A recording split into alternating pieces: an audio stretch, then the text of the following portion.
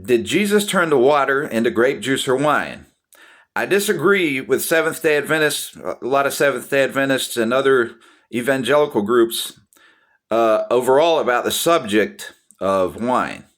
But I do I think that Jesus turned the water into grape juice. But that people will talk about that and discount other references to wine in the Bible. And in Proverbs chapter 31, Jesus qualifies the medicinal use of wine and even strong drink when in extreme pain.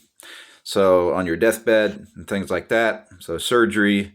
Then there's verses that talk about, and I don't remember the reference, but there's verses that talk about that God gave all herbs for man. And it's just obvious sense. I'm not going to say common sense, but obvious sense that if alcohol is a medicine, there's plenty of herbs, natural herbs that are medicines.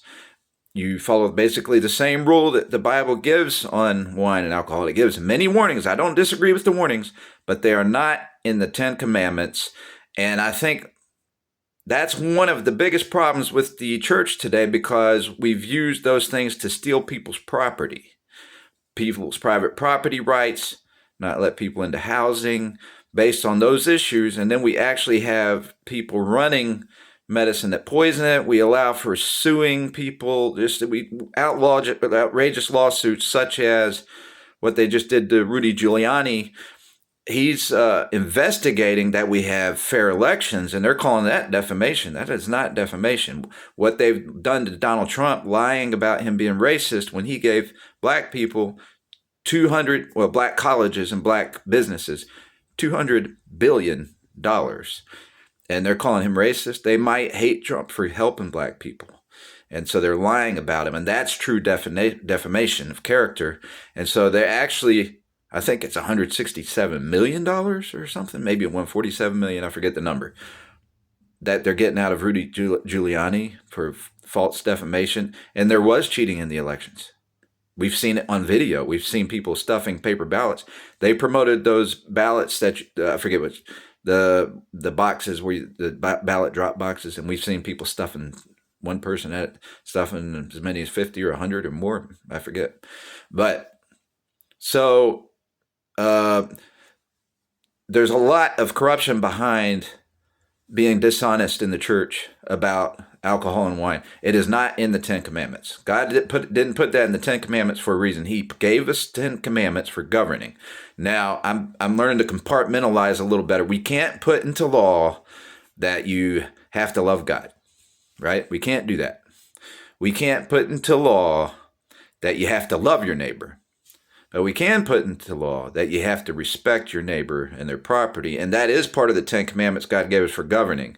And we also have put in our Constitution the freedom to talk about religions. So therefore, I can promote love your neighbor and warn you about heaven and hell. And I can teach you not just to respect your neighbor's property and stuff, but we can enforce that part, the respecting your neighbor's property and their life, their well-being. That part of the Ten Commandments makes sense. And those parts of the Ten Commandments are parts of love your neighbor and God, and that's the best form of governing. So not just because it comes from love your neighbor, but it's a natural law. It makes sense. You should respect people. We know that. It's obvious. And so those come from the Ten Commandments. But those are how we're supposed to treat each other as human beings. Can I make you agree with the fact that we're all equally human and stuff? Or do you believe in evolution, that we're unequally human? I can tell you the truth on it. I mean, there's no evidence. There's evidence that we all have a mom and dad. There's evidence that we all die. There's evidence that we were all born. There's no evidence that we ever evolved. There's only evidence that we die. So it all traces back to one race. The Bible shows one race. I should be able to teach that stuff. I can't say you have to believe it. I can't tell you to love your neighbor. I can't tell you not to be racist. I can tell you it's wrong to be racist.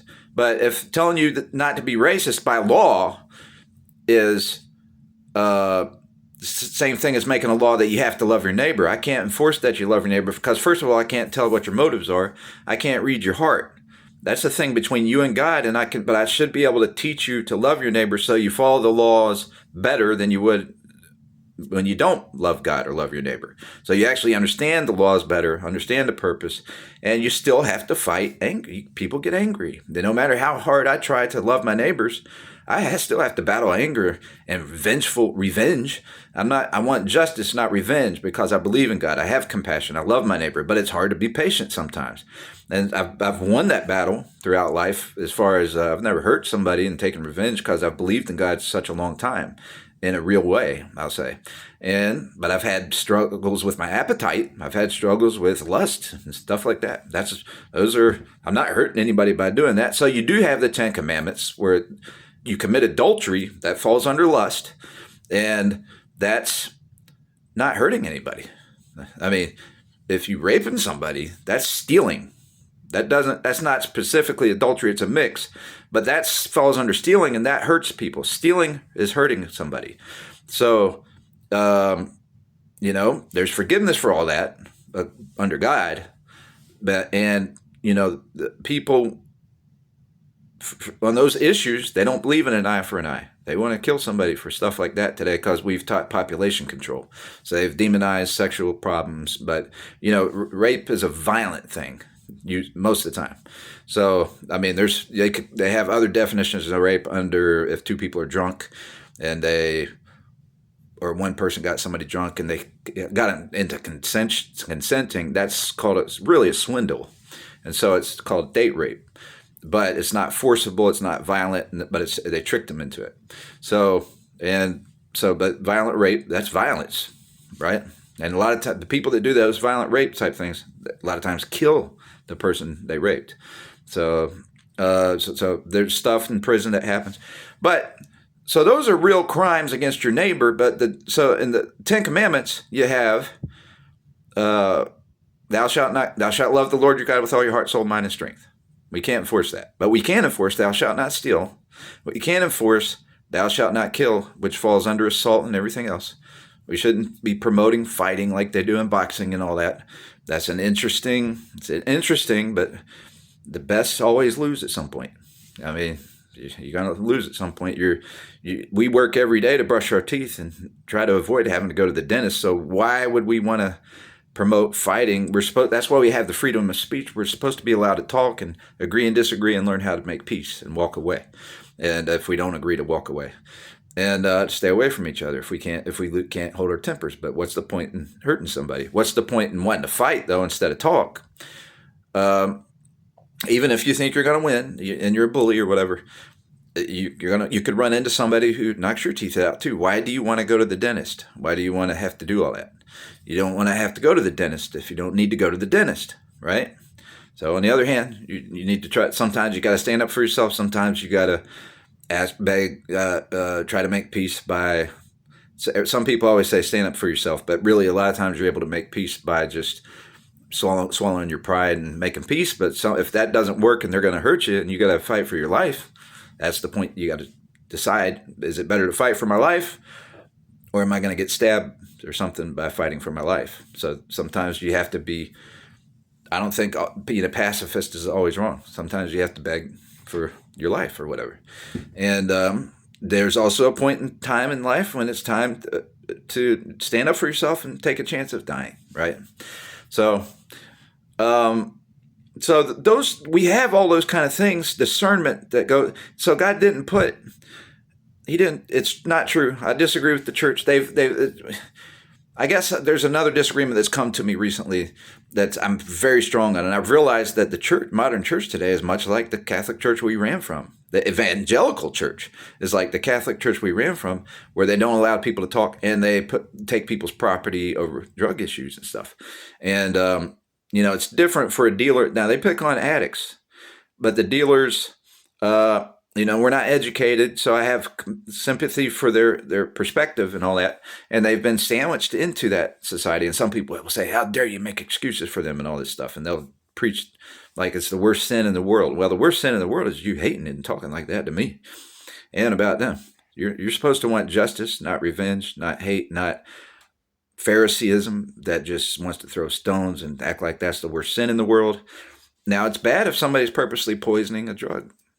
It's not good to not have it regulated and double checked for consistency, poison, and be careful with medicines. So, but our government is the one that's via a lot of the religious beliefs that support it are the ones that have allowed those things to be put in the hands of the streets and allowed people to sue. So I brought up Mayor Giuliani, how they sued him. We sue psychiatrists. Psychiatrists aren't helping people much today.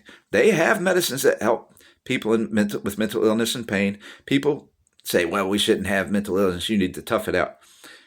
The realistic thing is, I mean, people have mental illness. God allows for medicine for stuff like mental illness. As a matter of fact, in Proverbs chapter 31, he allows for it. He talks about give a man wine to drown his pains and sorrows of poverty so he doesn't have to think of them anymore. He says that. Now, that does not discredit Proverbs chapter 23. That gives you all the warnings about wine. And it doesn't discredit be not drunk with wine in the New Testament wherein is excess. Don't be excessively drunk with wine, but be filled with the Spirit. It doesn't say not to be drunk with wine at all. It says not to be excessively drunk with wine. Now, I have a high standard. I prefer not to do caffeine or alcohol for my metabolism and I get fat easy doing that stuff. And then it's hard to tie my shoe. It might pop a hernia. It's hard. I mean, I've gained weight, lost weight. And so I like to be careful with those things, but I think even, I would advise against LeBron's diet. I think he does one small cup of wine a day or glass of wine a day at dinner. And it's worked out for him, but it might, for some people, it doesn't work out for somebody that doesn't, it's not a stumbling block to, like LeBron, the Bible actually allows it. Paul says he doesn't drink so he doesn't offend somebody who's weak, and he wants to be able to win more people to Christ, because people will tune you out. They'll tune you out. I haven't decided if I'm going to agree with Paul on that, but people will take what he said and make it say that applies to everybody. It doesn't apply to everybody. Do I think I can win more souls like Paul if I'd never drink or I'd speak against drinking? I actually think today I can win more souls by telling the truth about how the Bible does allow some drinking. But the dangers are there, especially now that we have cars, we have roads with lots of cars. There are some dangers today that somebody could get drunk, and it's easy to think you're not drunk and hop in a car and want to go to a store. Sometimes drinking can make somebody want to go do that and be sociable. They may have or anger. Sometimes it makes people angry. But the truth is, if we're more educated about medicine and people do that, some people, when we're overly judged, they drink more to drown the pain of feeling judged and shamed and all this kind of stuff. That's a psychological issue. And a lot of people know that they cause people psychological pain by shaming them and stuff. And they know they actually promote use by doing that. Well, they say, well, that's their fault. You're supposed, especially if they're Christian, you're supposed to be allowed to endure temptation. I've heard those things. We can tempt you as much as we want. You're supposed to be strong enough to endure it. And that's your fault. And so those as Christians that do that, real Christians, I don't think so. Those are tempters just like the devil. And they use tricks and psychological warfare, and our laws are that way. So I've went back and forth to 3 subjects here, and I forgot, but I got to cut off or this thing won't download. It might be too late already.